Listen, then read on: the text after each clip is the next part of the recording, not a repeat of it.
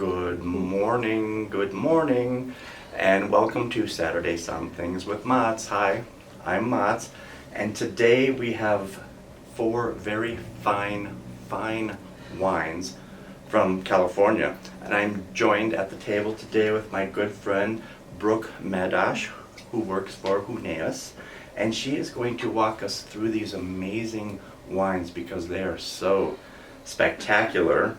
And just to let our viewers at home know, the last two wines are made by men, and she'll get into that, and these first two flowers are made by another fantastic female winemaker. Her name is Chantel. But Brooke, this is your show. Welcome. Thank you, and thank you so much for Let's having go. me. Great to see you.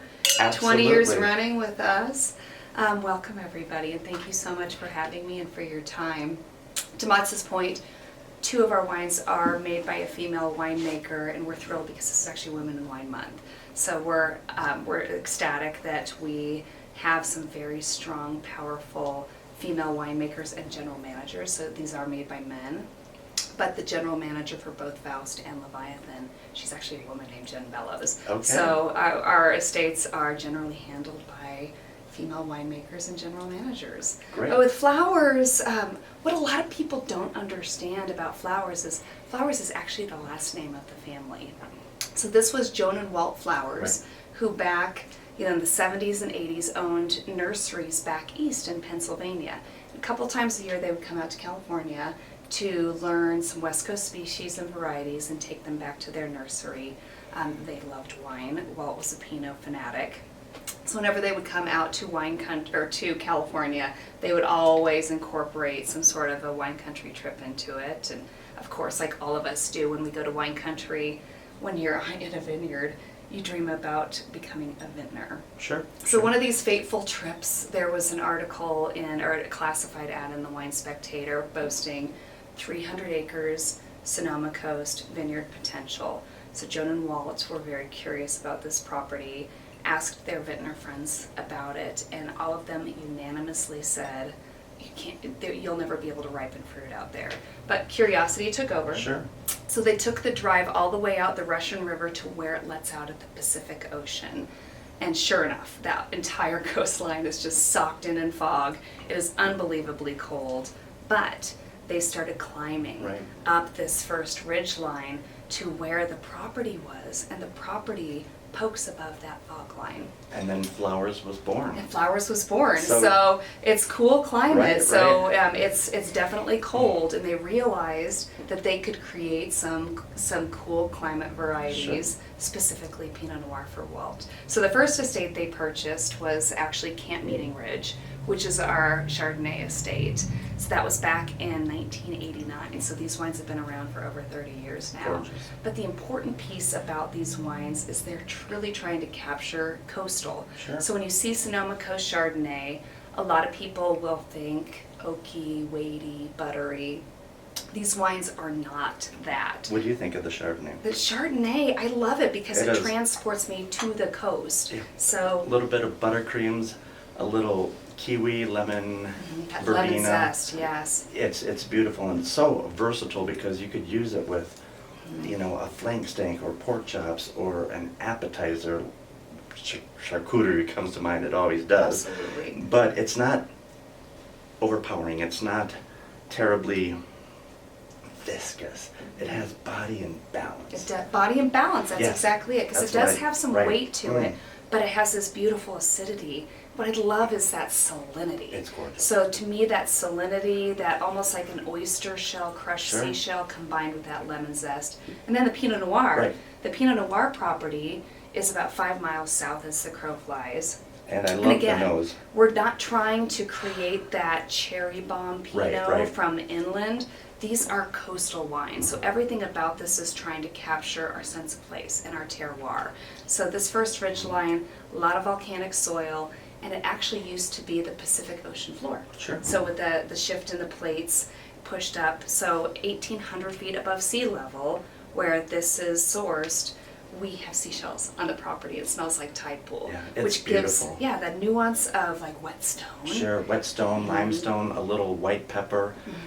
You have some I'm going to say, slightly macerated raspberries, but they're not for a full-on boil. They're just delicate and Delicate, yes. beautiful. Because these are two wines that Chantel is making that are just to be reckoned with because they're so amazing. They are, and they're minimal intervention winemaking. Sure, so sure. she's not putting her ego into this at all. So Mm-mm. she's trying to let these wines reflect Right. their sense of place. And speak for themselves. Exactly. So, yeah, now we're going on to bigger and Yes, to Faust. Yeah. So Faust was born of volcanic soil. So that was the origin of Faust. So back in the late 90s, Augustin and Valeria Huneeus decided they wanted to find a vineyard of volcanic soil. Okay. So they went down to Coombsville. So Coombsville back in the late 90s, Coombsville's on the very southern part of Napa. Very cool climate, lines up with Carneros. But it turns out this little pocket AVA was an old volcano. Right. And so everything in this little Coombsville AVA is volcanic soil. And you can taste the terroir, you can taste the soil because you're getting these big huckleberry, blackberry, blueberry flavors that just resonate and dance on your tongue. I love how you Brooke, say that, oh, yes. it's true because this is a wine, this is a big wine. You need a Yes. steak or some chops, or if you're vegetarian, something grilled zucchini stuffed with I more love artichokes and breadcrumbs, Yeah. fun things like that, because this wine would stand up to anything. And it's It- because of that volcanic Right, soil. right. So what volcanic soil does with Cabernet is it creates this black fruit profile and this intense minerality that comes across as more of this graphite pencil edge. Sure, I but like then that. you have the big tannin and you have the big acidity to go Yeah. with it. And so this is a very well balanced but super intense classic Napa Cabernet. It is. You can taste and smell the bacon fat, like you said, the pencil lead. It's just dynamic. And that brings us to the last Oh. one. These go by so quickly. Yeah, they sure do. Leviathan. This is our red blend. And when I say red blend, so it's California AVA red blend. A lot of people jump to jammy. They'll jump to that big, huge, high alcohol, Brute bomb. big first impression Right. wine. That's not this wine. So this wine is anchored in Cabernet. It's a cab-based blend, but this is done by Andy Erickson. So Andy Erickson, for 3 decades now, is almost synonymous with Napa Cab. Right, he used to be the winemaker for Screaming Eagle. Yes, he did. Yes. Yes, he did. He has several projects, but this one is so important to him Yeah. because he made a point to not use any Napa Cabernet in this. So that's why it's California AVA. Yeah, So the I two like that. anchor vineyards for this, we have Obsidian Ridge, Okay. which is about an hour and a half north of Napa. Again, everything about this, volcanic soil, high elevation farming. So Obsidian Ridge is 2,500 feet above sea level. Volcanic soils, if you Google Obsidian Ridge, you'll see this very hostile looking Sure. vineyard with these vines that just look so stressed. And You gnarled. Yeah, gnarled vines, but they're producing small grape Cabernet with thick skins, Yeah. very intense profile. Yeah. Then the other Cabernet that's the anchor for this is Cabernet actually Franc. Rancho Salina Oh, okay, sure. on Moon Mountain.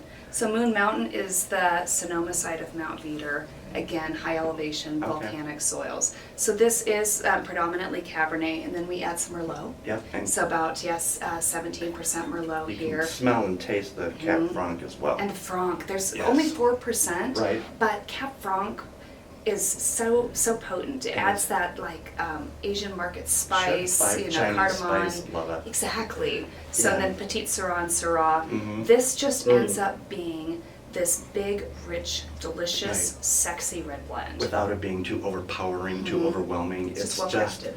so tasty. Bottom line, I'm not going to sugarcoat it.